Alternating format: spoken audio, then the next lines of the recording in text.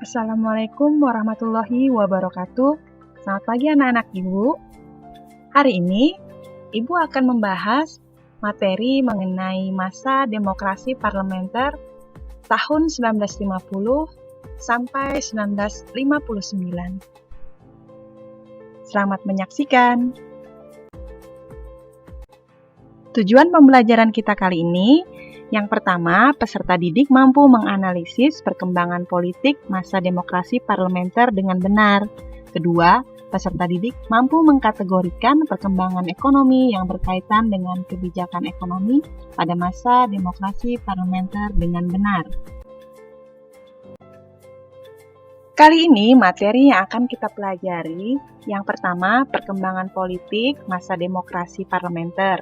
Yang kedua, perkembangan ekonomi masa demokrasi parlementer. Yang ketiga, kehidupan masyarakat Indonesia masa demokrasi parlementer. Apakah yang kalian ketahui tentang masa demokrasi parlementer?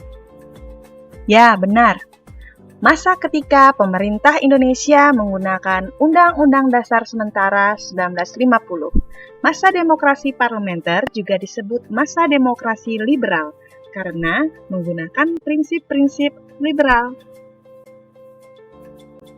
Bagaimana perkembangan politik pada masa demokrasi parlementer? Sistem pemerintahan menggunakan sistem parlementer yang disusun menurut perimbangan kekuatan partai dalam parlemen.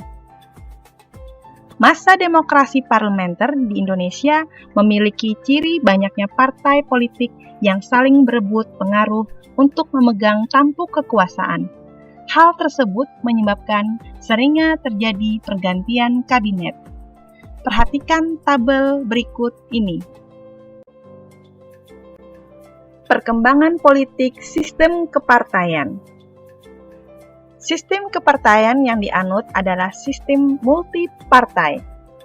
Banyaknya partai politik yang ikut serta dalam pemerintahan menyebabkan munculnya persaingan antar partai. Partai-partai politik yang ada cenderung memperjuangkan kepentingan golongan daripada kepentingan nasional. Partai-partai yang ada saling bersaing, saling mencari kesalahan, dan saling menjatuhkan. Pada masa demokrasi parlementer juga terjadi gangguan keamanan. Di antaranya adalah sebagai berikut. 1. Pemberontakan APRA. Gerakan APRA dipimpin oleh Kapten Raymond Westerling. Gerakan ini didasari oleh adanya kepercayaan rakyat akan datangnya seorang ratu adil yang akan membawa mereka ke suasana aman dan tentram, serta memerintah dengan adil dan bijaksana. Tujuan gerakan APRA adalah untuk mempertahankan bentuk negara federal di Indonesia dan memiliki tentara tersendiri pada negara bagian RIS. Kedua, Pemberontakan Republik Maluku Selatan, RMS. Pemberontakan RMS dipimpin oleh Mr. Dr. Christian Robert Stephen Soumongkil yang menolak terhadap pembentukan Negara Kesatuan Republik Indonesia. Mereka ingin merdeka dan melepaskan diri dari wilayah Republik Indonesia karena menganggap Maluku memiliki kekuatan secara ekonomi, politik, dan geografis untuk berdiri sendiri. Selanjutnya yang ketiga, pemberontakan Andi Agis. Peristiwa pemberontakan Andi Agis terjadi pada 5 April 1950. Peristiwa ini berawal dari tuntutan Kapten Andi Agis dan pasukannya terhadap pemerintah Indonesia agar hanya mereka yang dijadikan sebagai pasukan keamanan untuk mengamankan situasi di Makassar. Menurut Andi Agis, hanya tentara APRIS dari Knil yang bertanggung jawab atas keamanan di Makassar. Keempat, pemberontakan PRRI dan Permesta. Pemberontakan PRRI atau Permesta terjadi di Sumatera dan Sulawesi yang disebabkan oleh adanya hubungan yang kurang harmonis antara pemerintah pusat dan pemerintah daerah. Hal ini dikarenakan jatah keuangan yang diberikan oleh pemerintah pusat tidak sesuai anggaran yang diusulkan. Hal tersebut menimbulkan dampak ketidakpercayaan terhadap pemerintah pusat. Keberhasilan masa demokrasi parlementer. Yang pertama, penyelenggaraan Konferensi Asia Afrika. Konferensi Asia Afrika atau KAA diselenggarakan pada tanggal 18 sampai 24 April 1955 di Bandung. Konferensi ini menghasilkan 10 prinsip dasar sila Bandung. Ada 2 keuntungan bagi Indonesia. Yang pertama, Indonesia diakui di mata dunia. Yang kedua, keuntungannya adalah pembebasan Irian Barat yang saat itu masih diduduki oleh Belanda. Yang kedua, Deklarasi Juanda.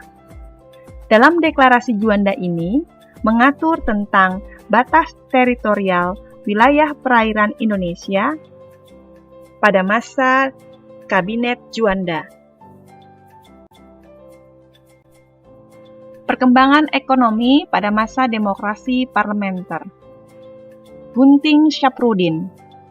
Dalam rangka mengurangi jumlah uang yang beredar dan mengatasi defisit anggaran, pada tanggal 20 Maret 1950, Menteri Keuangan Syafruddin Prawiranegara mengambil kebijakan memotong semua uang yang bernilai di atas 2,5 rupiah, hingga nilainya tinggal setengahnya. Melalui kebijakan ini, jumlah uang yang beredar dapat dikurangi.